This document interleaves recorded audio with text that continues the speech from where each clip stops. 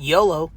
Today, I'm going to talk about a few of the tips and tricks that I've learned that high net worth individuals use in order to ensure that their kids get a head start over your kids in life. And a couple of them you might even be able to apply for your own children when you have them. Make sure you do your research before you try any of these. That way you don't end up setting things up incorrectly and causing tax headaches in the future. Alright, number 1. When you have a baby, as long as you yourself are responsible with your credit cards, you make your minimum payments on time every time, you don't miss any payments, you keep the utilization low, or preferably pay it off at the end of each month, and you can be continued responsible like that, what you do is you have your baby added to your card as an authorized user. Now, your baby's just a baby. It's not going to be using the credit card. But with your baby's name attached to the credit card, which is being properly managed and paid for every month, it is going to build them up credit history. By the time your kid turns 18, they will have 18 years of on-time payments, low utilization, and no late fees, boosting their credit worthiness. At that point, everybody else's kids will be having maybe 1 to 2 years of credit history if they got a credit card in their late teens, but more than likely they'll have no credit history. Your kid, miles ahead of them. So whenever they have to get a loan for, say, college or a house, they're already going to be having almost 2 decades worth of a head start over the competition. Another thing you can do is open a custodial brokerage account. And what this basically does is once your baby is born, it allows you to invest in stocks and bonds and crypto on behalf of your child. And when your child turns 18, then ownership of that account transfers over to them. Now, what do we know about investing? It averages roughly 8 to 10% a year over the long run. Now, your baby is a baby. They're not going to be doing anything with this account. And 18 years is a pretty long run for a head start to allow compounding to kick in and get dividends going. It would be an incredibly nice high school graduation gift to present your child with a brokerage account that is producing dividends, already compounding, and giving them a head start in life, a little nest egg and cushion to start out with as they venture forth into the world. Another thing you could do is anytime your kid gets money, whether it be for birthdays or Christmases or even an allowance that you give them, tell them they have to pay a tax. Take like 20% of their money that they get and invest it into this account for them. That'll also get them used to the idea of not all their money is theirs. Somebody, the government, is going to take around 20% of whatever they make. But unlike the government, when you take 20% of it, it's going to come back to them multiple times over in the future. Okay, so this next strategy that I learned does require you to be a business owner to take advantage of it, but it allows you to double and or possibly triple dip. And here's how it goes.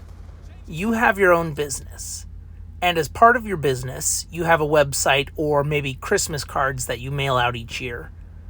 Now, on the website or cards, you're going to put pictures of your baby.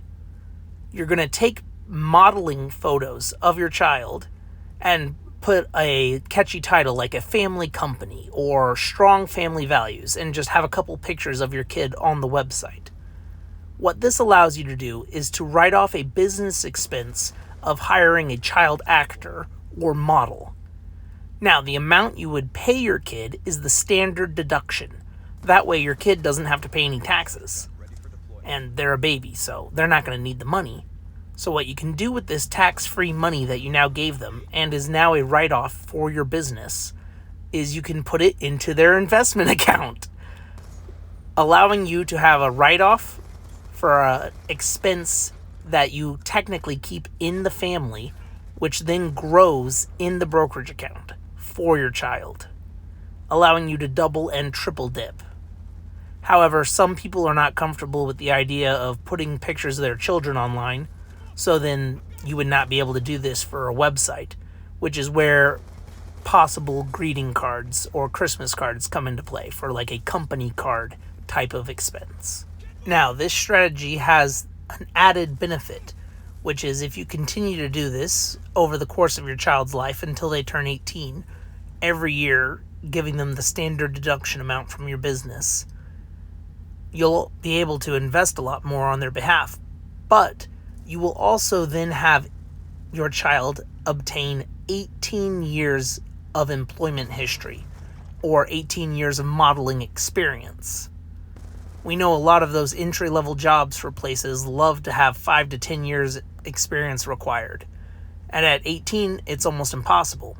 However, in this situation, your kid would have 18 years of modeling experience, which may not be the career that they're going to go in, but it still looks good on a resume to have 18 years of experience and could be a good conversation starter. Now, this next one is a bit more on the higher net worth side, which is a living trust for your child. When your baby is born, you open up a living trust for them and make them the beneficiary.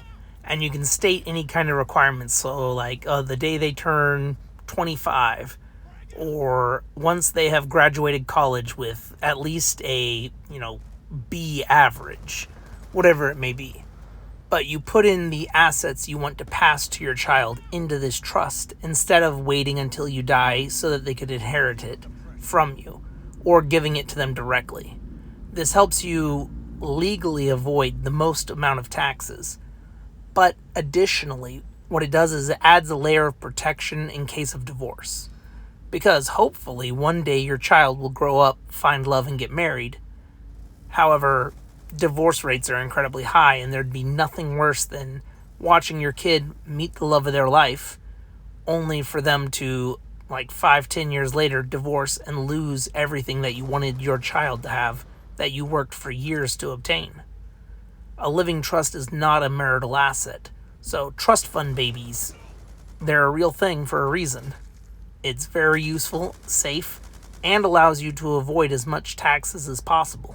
These are a few things that I've learned that I'm planning on doing for my own children when I have them one day, so that they can get an economic head start and a leg up on the competition, and start them down a path of success and wealth from day one.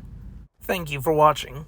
Don't forget to like, comment, and subscribe, and let me know down below if you plan on doing anything like this for your own kids in the future, or if your parents did something like it for you. I'd love to know.